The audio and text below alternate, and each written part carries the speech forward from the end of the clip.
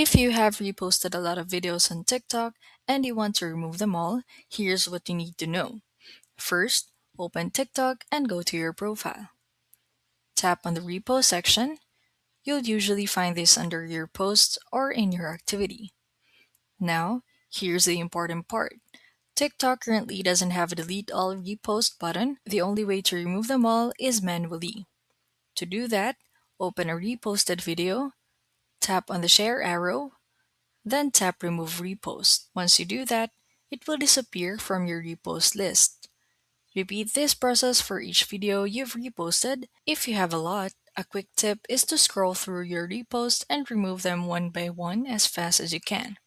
It gets easier once you get the rhythm. Also, make sure your app is updated because TikTok sometimes changes where features are located.